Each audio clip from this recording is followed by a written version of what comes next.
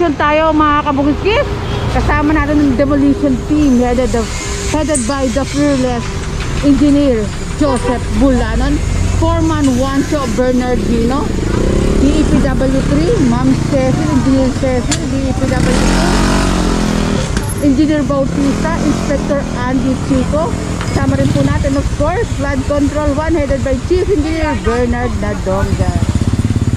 And Delpan Street po tayo. Hindi ako masyadong makagalaw, may aso. And ito nga, tanggal yung mga gamit nga po ng mga street dwellers po dito. Ayan, ginawa pang sampayan ng puno. Oh. Grabe, kawawa naman po ang puno natin. Mga kabungsit, dagdag ko na nga lang rin po. Nasa ano tayo ngayon, problema tayo ng climate change. Sana mahalin ng bawat isa at sa mga magulang ituro niyo anak, sa mga anak niyo yung climate change. Dahil kinabukasan po natin ang nakasalaki dito. Kinabukasan mo, kinabukasan ng mga anak niyo.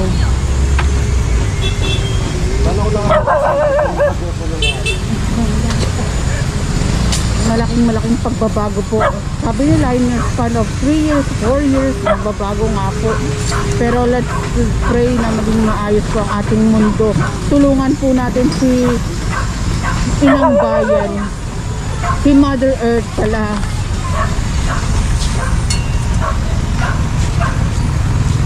Ayan, sampayan na nga po ito. Pero in fairness, walang lumalabas na may-ari. Wala akong nakikitang may-ari neto para kunin niya po yung mga aso. Oops, dito ako dahil ganun lang pala yung pagkakatali ng aso. Baka makaalis.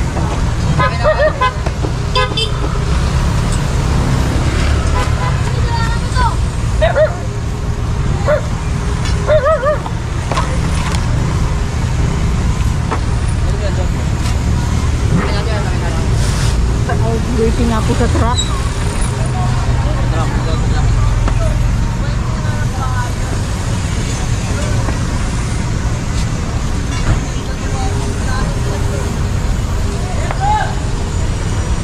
Wow, dog.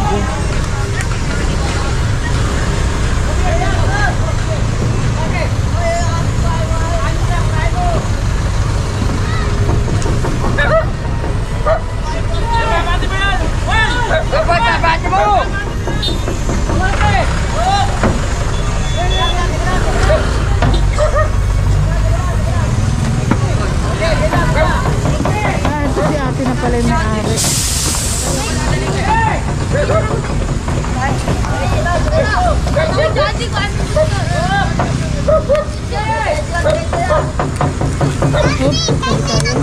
Oh, namakay daloy. Ay, ninotong dapat yan. Puta yan. Oh! Ayan, sa plastic, kamboy. Ano yung plastic doon? Hindi na naman ito. Ma, akin na kuya. Wala yan! Sabi ko, ma. Kaya ganyan ang pagkakit. Kuya, wag naman. Wag yan. Hatakin mo, ma. May gamit siya. Ay, wag niyo. Nanay. Damit. Nasaan na lalagay na? Ayaw kang ininin. Kaya padura. Sabi ko. Ay, plastic doon, Eric mo. Oo. Yung mga gamit po nila ate, nilalagay po dito sa kariton.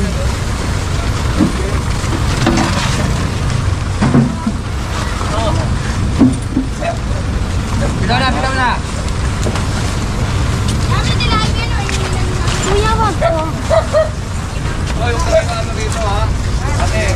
Kaso ni aso. Wag na.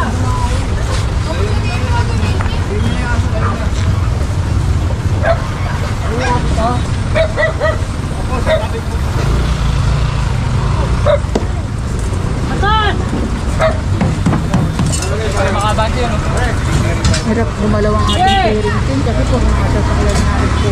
Ang dumadaan dito. Mga nakaparada, illegal na nakaparada. Ang liit na lalo ng lugar, grabe.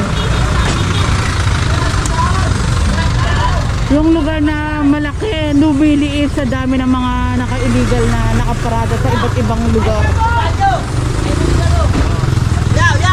Pikit ka na yan. Pikit ka na pag gano'n yan. Nakabila tayo yan. And proceed tayo, dito tayo sa side na ito. dito ako. Okay na.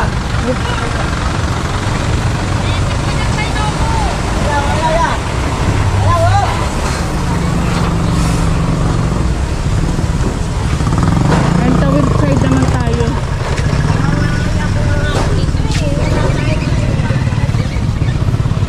Taga saan ba kayo, Nay? Oh. Ayan, wala. Pero may ano po, talagang naghahanap po kayo ng upahan nyo po. Naghahanap din po kayo ng paupahan. Opo, wala po talaga eh. Yung kita po ng manugang ko, tama lang pangkain namin. Ayun. Sana matulungan din sila nanay. Pangkain Sa namin. chairman po, lumalapit po ba kayo, mother? Yung sa chairman po namin, kasi sa Samar ako nakaboto eh. Hindi po dito. Pero taga-probinsya po kayo? Oo, iniwan po yung asawa ko kasi nga po nalalapit po yun. Lagi kami nag-aaway kaya nagpakasakali kami dito. Napunta rin ako ng... Nakipagsapalaran po sa Opo. Maynila. wala naman po kaming maanuan na iba. Mga kamag-anak ko po, hindi naman po yung nagtutulong sa amin. Sana matulungan nga rin po kayo. Kaya nga po nagpunta kami City Hall. Mayroon pong requirements eh. Ay, mother, meron din po pabahay nga rin po. Pag ginawa nga rin po, binondominium po nga rin po. Meron po requirements, requirements ma'am. Wala po kami requirements eh. Baka may makapanood din at matulungan sila nanay sa pagkuha ng mga requirements. I think mga 3,000 pesos ang gagastusin kasi naghanap din kami, rin kami ng requirements eh. Opo. Kung may mabuting loob din po, ayan. Dito lang po ba kayo, mother? Dito lang po kami. Ikot-ikot lang po kami. Pagka napali sa isa, punta na naman doon sa kabila. Ilan po ba kayo? Dalawa ko pong apo, yan po. Saka anak niyo po? Tsaka anak ko, yung Isa po. manugang ko, yung po naghanap buhay sa amin para makakain kami. Ayun, maraming salamat po. Opo, sana naman po may makatulong sa amin. Wala po talagang maupahan eh. Hindi po namin kaya ang pang-upa. Tama lang sa pangkain namin.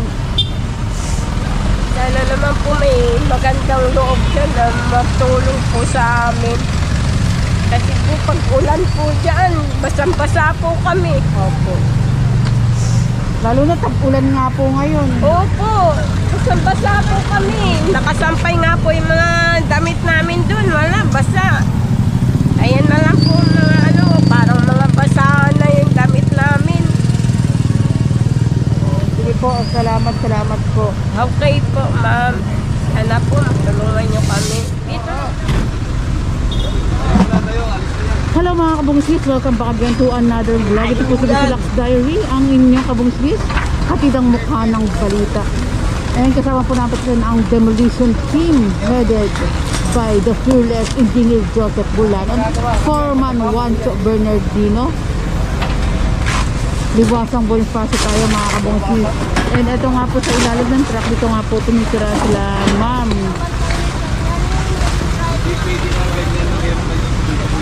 Ang ginawang kubul ang ilalim ng truck. Ano yung dudugo? Hindi pala, cutex pala yun.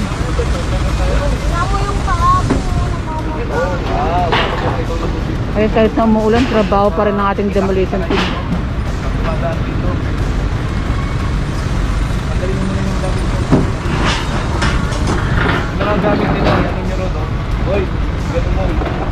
Ayan, dito naman sa side na to si boss. Ayan, na yung mga damit na nakasampay niya ako dito sa may truck. Ayan, yung mga ilalim mo, dyan tinitiran. Oops! Ay, wala naman pong street dwellers po dito sa side na to. Tignan ko lang. Ayan, wala po. Nagdadalawang tingin kasi ako kung may street dwellers. Wala kong ano dyan. Hindi gagalaw yung mga hanggat din. Nakikita lahat na hinahakot.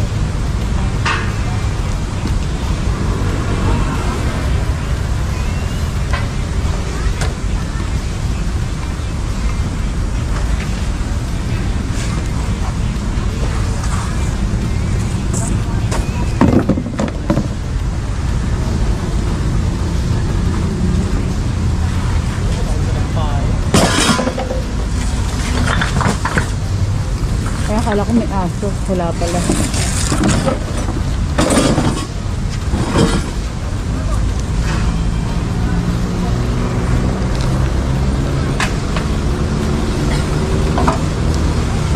Ayun, umuulan na mga kabukid.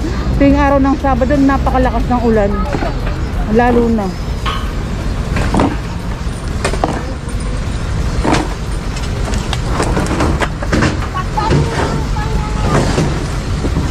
Oops, pasensya na.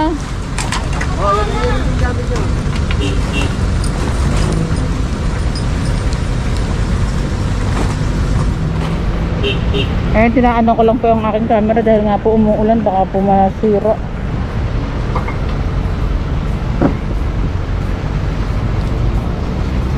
Ayun, sampa na nga po yan sa truck.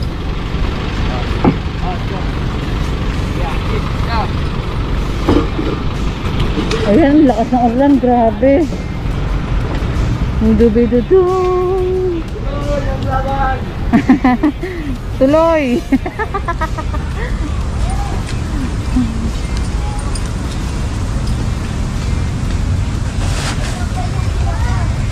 Ayun, punta lang po tayo dito sa Liwasan. Mostly kasi dito sa Liwasan Bonifacio marami pong street dwellers. Siguro po kaya wala po sa ngayon yung maraming sinasabi ko dahil nga po gawa ng umuulan. And ito po, loader.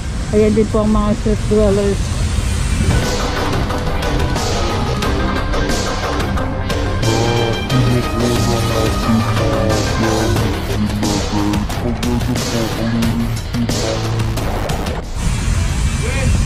Na kinukuha na nga po yung mga gamit nila dahil pag ano po, clearing team ang nagpunta po, kumpiskado po yung iba dyan na Dalawa kayo, boy.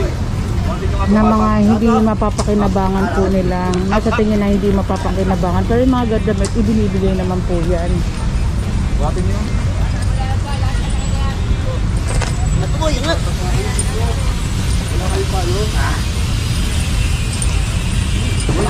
Okay lang po sir, sanay na kami dyan.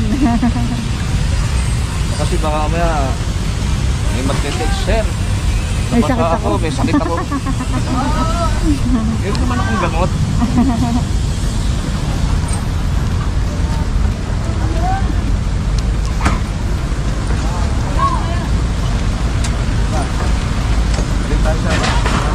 Yan, pinasa ko lang.